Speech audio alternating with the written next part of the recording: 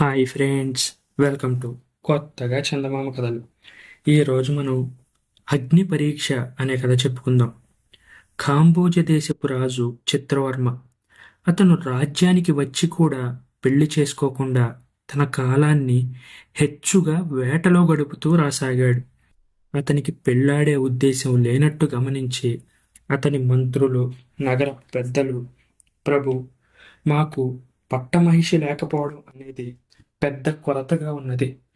కుమారులను కనడం మీ భవిష్యత్తుకు అవసరమైనట్లే యువరాజు ఉండడం రాజ్యం యొక్క భవిష్యత్తుకు కూడా అవసరమే. అందుచేత మా ప్రార్థన అంగీకరించి తాము వెంటనే వివాహం చేసుకోండి అని చిత్రవర్మను ప్రార్థించారు. చిత్రవర్మ కొంతసేపు యోచించాడు. మీ మాట కాదనడం నాకిష్టం లేదు, కానీ కేవలం ఒక్క షరతు మీద మాత్రమే నేను పెళ్లి చేసుకుంటాను. అదేంటంటే, నాకు నచ్చిన అమ్మాయిని మాత్రమే నేను వివాహం ఆడతాను. ఆమె కుల గోత్రాలతోనూ అంతస్తుతోనూ మీకు పని లేదు. అటువంటి ఏర్పాటుకు మీరు సమ్మతించి నేను పెళ్లాడని మనిషిని మీరు రాణిగా ఆమోదించే పక్షంలో నేను వెంటనే వివాహం చేసుకుంటాను అన్నాడు. ఈ షరతును మంత్రులు మొదలైన వారు సంతోషంగా ఆమోదించారు. కానీ చిత్రవర్మ ఎటువంటి పిల్లను చేసుకోబోతాడో వారు ఊహించలేకపోయారు. రాచనగరకు ఆనుకొని ఉన్న ఒక గ్రామంలో ఒక పేద వ్యక్తికి గుణవతి అనే ఒక కుమార్తె ఉండేది. ఆమె సహజ సౌందర్యవతి. ఏ నగలు, పట్టు చీరలు, అలంకరణలు లేకుండానే ఆమె ఎంతో అందంగా ఉండేది. ఆ అందానికి తోడు ఆమె స్వభావం శాంతంగా ఉండేది. గుణవతిని చిత్రవర్మ అంతకు ముందే చూసి ఉన్నాడు. తానెప్పటికైనా అటువంటి భార్యనే పెళ్లాడాలని నిశ్చయించుకున్నాడు. కానీ తాను రాజైన పాపం చేత ఆ పేదవాడి కుమార్తెను పెళ్లాడడానికి వీల్లేదు. ఒకవేళ పెళ్లాడితే మంత్రులు, సామంతులు తనను కాకులు పొడిచినట్లు పొడుస్తారు. ప్రజలు కూడా ఆమెను తమ రాణిగా స్వీకరించడానికి ఒప్పుకోరు. అందుకే చిత్రవర్మ ఆజన్మ బ్రహ్మచారిగా ఉండిపోవాలని నిశ్చయించుకున్నాడు. చిత్రవర్మ పెళ్లి కూతురెవరో చెప్పకుండా పెళ్లికి ముహూర్తం పెట్టించి ప్రయత్నాలన్నీ పూర్తి చేసుకొని తాను పెళ్లి కొడుకై స్నాతకం కూడా పూర్తి చేసి పురోహితులు పరివారంతో పెళ్లి కూతురికి అంతులేని సారె తీసుకొని గుణవతి తండ్రి ఇంటికి బయలుదేరాడు. పెళ్లి కొడుకు పల్లకి పేదవాడి ఇంటి ముందు ఆగగానే అందరూ నిశ్చేష్టులయ్యారు. పెళ్లి ఇల్లు మండిగానికి కనీసం పసుపైనా లేదు. పెళ్లి కొడుకు వేషంలో ఉన్న చిత్రవర్మ ఆ పేదవాడి ఇంట్లోకి ప్రవేశించాడు. అతనితో మీ అమ్మాయిని పిలవండి అన్నాడు. జంకుతూ బెదురుతూ గుణవతి బయటకు వచ్చింది. నిన్ను పెళ్లాడడానికి నేనిక్కడికి వచ్చాను. నీకు సమ్మతమేనా అని అడిగాడు చిత్రవర్మ. అది నా పూర్వజన్మ సుకృతం అన్నది గుణవతి. అప్పటికప్పుడే రాజభటులు పెళ్లివారింటిని అలంకరించారు. ముత్తైదువులు గుణవతికి బంగారు జరీ బట్టలు పెట్టి రత్నాభరణాలు తొడిగి పెళ్లి కూతుర్ని చేశారు. సరి అయిన ముహూర్తానికి పురోహితులు చిత్రవర్మకు గుణవతికి పెళ్లి చేసేశారు. మాట ఇచ్చి ఉన్న కారణంగా మంత్రి సామంతులు అందరికీ కోపం వచ్చినప్పటికీ ఎవ్వరూ నోరు మెదపలేదు. పెళ్లి పూర్తి కాగానే చిత్రవర్మ భార్యా సమేతంగా రాజభవనంలో గృహప్రవేశం అయ్యాడు. పెళ్ళైతే జరిగిపోయింది, కానీ అలాంటి పేద కుటుంబం నుంచి వచ్చిన మనిషి తమకు రాణి అయిందన్న భావం రాజుగారి సిబ్బందిలో అందరికీ ఉంది. ఇక ప్రజల సంగతి చెప్పనే అక్కర్లేదు. వారికి తమ రాణిపైన, ఆమెను పెళ్లాడిన రాజుపైన తేలిక భావం ఏర్పడింది. కానీ చిత్రవర్మ మూఢుడు కాదు. తన రాజ్యంలో ఈ పెళ్లికి ఆమోదించేవారు ఒక్కరు కూడా లేరని, ప్రజల మనసు మార్చడం తన ధర్మమని అతనికి తెలుసు. అతను ఒకసారి గుణవతితో, నా భార్యవు కావడంలో నీకు ఈ వైభోగాలు మాత్రమే ఉంటాయని అనుకోవద్దు. రాజుల జీవితం అనేది కత్తి మీద సాము లాంటిది. ఏ ఆపదలనైనా ఎప్పుడైనా ఎదుర్కోవలసి రావచ్చు. నువ్వు ఆ సంగతిని ఆలోచించావా అని అడిగాడు. స్వామి, ఈ వైభవాలు నాకు అవసరం లేదు. మీతో అరణ్యంలో ఉండమన్నా నేను ఉంటాను. మీకోసం ఏ త్యాగమైనా చేస్తాను అన్నది గుణవతి. చిత్రవర్మ ఈ మాటలకు లోలోపల సంతోషించాడు. కానీ తన సంతోషాన్ని భార్యకి తెలియనివ్వలేదు. కాలక్రమాన గుణవతి ఒక కుమార్తెను కన్నది. చిత్రవర్మ పురిటింట్లోకి వెళ్ళి గుణవతితో, నువ్వు ఆడపిల్లను కన్నావని అందరూ ఆడిపోసుకుంటున్నారు. మగపిల్లవాడైతే కొంతలో కొంత సహించి ఉండేవారేమో అన్నాడు. గుణవతి కంటనీరు పెట్టుకుని ఊరుకుంది. రేపు బారసాల అనగా ఒక అంతఃపుర భటుడు విచారమైన ముఖంతో గుణవతి వద్దకు వచ్చాడు.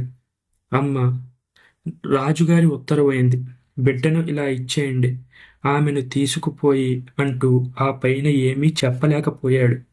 విచారించకు నాయనా, యజమాని చెప్పినట్టు నడుచుకోవడం మనందరికీ విధి అంటూ ఉయ్యాలలో నుంచి తన కుమార్తెను ఎత్తి ముద్దు పెట్టుకొని భటుడి చేతికిస్తూ, నాయనా, రాజుగారు పిల్లను ఏం చేయమంటారో ఆ పని చేసే వరకు నా తల్లికి ఏమీ బాధ కలగనీయకు అన్నది. ఆ భటుడు బావురుమని ఏడ్చాడు. గుణవతికి కూడా దుఃఖం ఆగలేదు. చిత్రవర్మ తన కుమార్తెను రహస్యంగా తన మేనమామలు ఏలే భీమపురికి పంపించాడు. అక్కడ ఆ పిల్లకు ఏ లోటు లేకుండా పెంచడానికి తగిన ఏర్పాట్లన్నీ చేశాడు. వీటి గురించి గుణవతికి కానీ, మంత్రి సామంతులకు కానీ, కాంబోజ దేశపు ప్రజలకు కానీ ఏమీ తెలియదు. రాజు తన కుమార్తెను చంపించాడన్న వార్త మాత్రం దేశమంతటా పొక్కింది. ఆ అపవాదుతో పాటు ప్రజల్లో కొంతవరకు గుణవతిపై సానుభూతి ఏర్పడింది. రాజుగారు ఆమెను పెళ్లి చేసుకోకుండానే ఉండవలసింది. ఒకసారి పెళ్లి చేసుకున్నాక పిల్లలు పుడితే చంపుకుంటారా? పాపం, ఏ పాపం ఎరుగని ఆ బాలింతరాలికి ఎందుకు వచ్చిన ఈ గర్భశోకం అని ప్రజలందరూ అనుకున్నారు. 3-4 ఏళ్లు గడిచాయి. గుణవతి మరొకసారి గర్భిణిగా ఉండి ఈసారి కొడుకును కన్నది. చిత్రవర్మ పురిటింట్లోకి వెళ్ళి తన భార్యతో ఇలా అన్నాడు. నువ్వు కొడుకుని కన్నావని ప్రజలు మండిపడుతున్నారు. ఈ పేదరాలి కొడుక మాకు రాజు కాబోయేది అని అడుగుతున్నారు అన్నాడు. గుణవతి గుడ్లనీరు కక్కుకుంది. పుట్టిన 10వ నాడు రాజభటుడి ద్వారా తన కుమారుణ్ణి కూడా భార్య వద్ద నుంచి తెప్పించి వాణ్ణి కూడా భీమపురికి పంపేశాడు. రాజు తన కూతురులాగే కొడుకును కూడా చంపేశాడని వార్త పుట్టింది. ఈసారి మంత్రి సామంతులకు సైతం గుణవతి పైన కనికరం కలిగింది. అచ్చం పేదరాలి రక్తం గల గుణవతి మహారాణి కాగాలేంది సగం క్షత్రియ రక్తం గల కుర్రవాడు రాజెందుకు కాకూడదు? రాజు గుణవతిని పెళ్లాడకుండానే ఉండవలసింది, కానీ ఆమెకు పుట్టిన కుమారుణ్ణి కూడా చంపడం చాలా అక్రమం అనుకున్నారు మంత్రి సామంతులు. 2 సార్లు ఇలా జరిగినప్పటికీ గుణవతి తన కడుపు కోతను తన భర్త వద్ద కానీ ఇతరుల వద్ద కానీ బయట పెట్టనే లేదు. ఆమె రాణిగా తన విధులను ఎంతో శ్రద్ధగా నెరవేరుస్తూ రాజసౌధంలో ఎటువంటి అశాంతి లేకుండా నిర్వహిస్తూ రాసాగింది. తన భార్య సహనం చూసి చిత్రవర్మ పొందిన ఆనందం ఇంత అంతా కాదు. కానీ ఆ ఆనందాన్ని పైకి కనపరచలేదు. మరో 4 ఏళ్లు గడవనిచ్చి చిత్రవర్మ గుణవతితో, నేను నిన్ను పెళ్లాడడం చాలా పెద్ద పొరపాటైపోయింది. నిన్ను తమ రాణిగా అసలు మన ప్రజలు ఏ ఒక్కనాటికి ఆమోదించరు.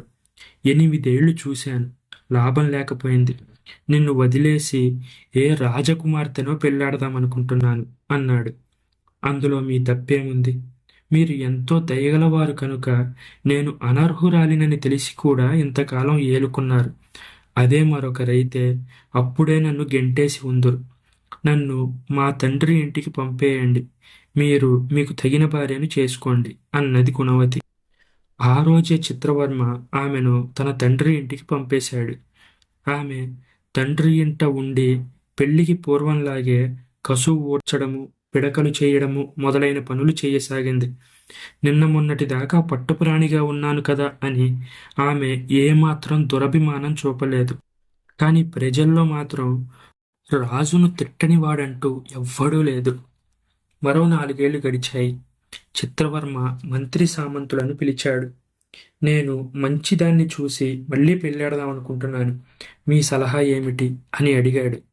దానికి వారు, ప్రభు, మీరు మీ మొదటి భార్యను వదిలేసిన నాటి నుంచి అంతఃపురంలో అరాచకము, అశాంతి హెచ్చాయి. ఆవిడ చాలా సమర్థురాలు. పేదరాలైనప్పటికీ ప్రజలందరి అభిమానాన్ని సంపాదించుకుంది. ఎవరిని చూసినా ఆమె పేరు చెప్పి దండాలు పెట్టేవారే. ఈసారి కూడా మీరు కులగోత్రాలు పాటించక గుణవతి అయిన భార్యను చేసుకోండి. అంతకంటే మేము చెప్పేది లేదు అన్నారు. సరే, మీ ఇష్ట ప్రకారమే చేస్తాను. మంచి ముహూర్తం పెట్టించండి అన్నాడు రాజు. ముహూర్తం నిర్ణయమైంది.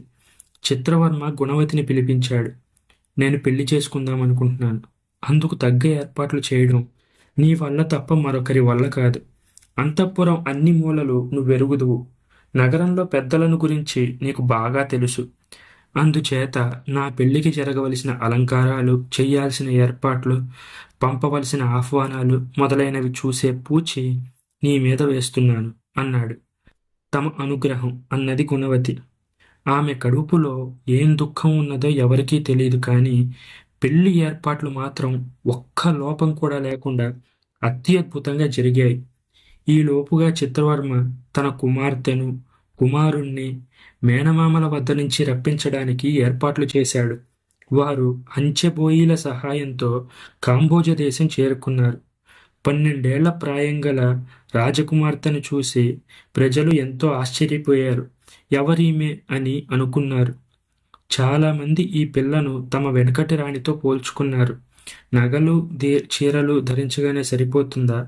అసలు ఎవరి అమ్మాయి అన్నారు. ప్రజలు పడ్డట్టే గుణవతి కూడా పొరపాటు పడింది. ఆమె చిత్రవర్మ దగ్గరకు పోయి, ప్రభు, నేను కష్టాలకు అలవాటు పడిన దాన్ని, కానీ ఈ అమ్మాయి ఎవరో తెలియడం లేదు. దయచేసి ఒకవేళ మీరు పెళ్లి చేసుకునే అమ్మాయి ఈ అమ్మాయి అయితే మాత్రం నన్ను చూసినట్టు మాత్రం ఈమెను చూడకండి అన్నది. మంత్రి సామంతులు ఆ సమయానికే రాజు వద్దకు వచ్చారు.